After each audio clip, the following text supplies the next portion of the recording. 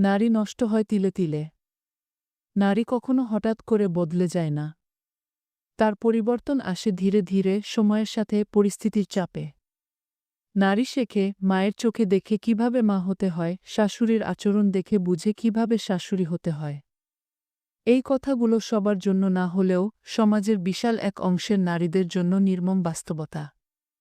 একটা মেয়ে যখন শ্বশুরবাড়িতে পা রাখে তার চোখে তখন হাজারটা স্বপ্ন।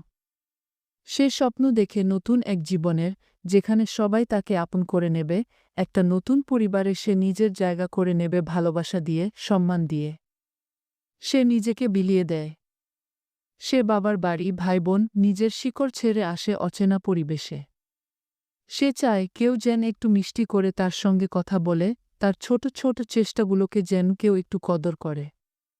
এই আশাতেই মেয়েটা প্রতিদিন নিজের চাওয়া পাওয়া বিসর্জন দিয়ে সংসারের জন্য কাজ করে।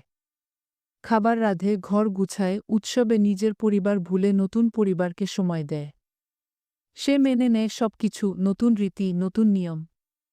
এক সময় সেই মেয়েটাই জীবন বাজি রেখে সেই পরিবারের বংশধর জন্ম দেয়। একটা মানুষ তার সব কিছু দিয়ে দেয় শুধু একটু ভালোবাসা, সম্মান, গ্রহণযোগ্যতার আশায়। কিন্তু বেশিরভাগ সময় মেয়েটার এই আত্মত্যাগকে কেউ দেখে না, বোঝে না, মূল্য দেয় না। বরং শুরু হয় অবজ্ঞা, প্রশ্ন, ছোট ছোট ভুলে অপমান। তার শ্বশুর বাড়ির লোকেরা তাকে শুরু থেকেই নিয়ন্ত্রণ করতে চায়, তার চলাফেরা, কথা বলা, এমনকি নিঃশ্বাসেও ভুল ধরে। আর যখন কোনো কথা পছন্দ না হয় তখন তুলে আনা হয় তার বাপের বাড়ি ক্ষীর প্রসঙ্গ। অপমান করা হয় তার শেকড়কে। দিনের পর দিন মেয়েটা সহ্য করে, ভেবে নেয় হয়তো তারই দোষ। কিন্তু একসময় তার চোখ খুলে যায়, সে বুঝে নেয় এটা আসলে দাবিয়ে রাখার একটা কৌশল। তারপর সে বদলে যেতে শুরু করে। সে তার আবেগ, সরলতা, হাসিমুখ বন্ধ করে দেয়। সে শেখে উত্তর দিতে, শিখে কিভাবে আত্মরক্ষা করতে হয়।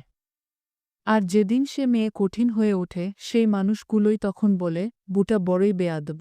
তারা ভাবে মেয়েটাই খারাপ হয়ে গেছে। কিন্তু তারা ভাবে না কিভাবে প্রতিদিন, প্রতি মুহূর্তে সেই মেয়েটাকে ভেঙে দেওয়া হয়েছে। তারা বোঝে না এই কঠিন মেয়েটার জন্ম দিয়েছে তারাই। আর মাঝখানে পড়ে যায় একটা ছেলে, একজন স্বামী। সে না পারে নিজের পরিবারকে কিছু বলতে, না পারে স্ত্রীকে বুঝাতে। অবশেষে তাদের বৈবাহিক জীবনটা হয়ে পড়ে বিষাক্ত। ভেঙে যায় সম্পর্ক, হারিয়ে যায় সেই সব স্বপ্ন যেগুলো একসময় দুজনেই দেখেছিল। তবু গল্পটা এমন হতে হতো না যদি শ্বশুরবাড়ির সবাই মিলে সেই মেয়েটাকে একটু ভালোবাসত, একটু বুঝিয়ে রাখত। যদি তাকে সময় দিত মানিয়ে নিতে, তবে মেয়েটাও একদিন তাদের মতোই হয়ে উঠত, আদরের, আপনজনের। একটা মেয়ে সব ছেড়ে আসে নতুন পরিবারে।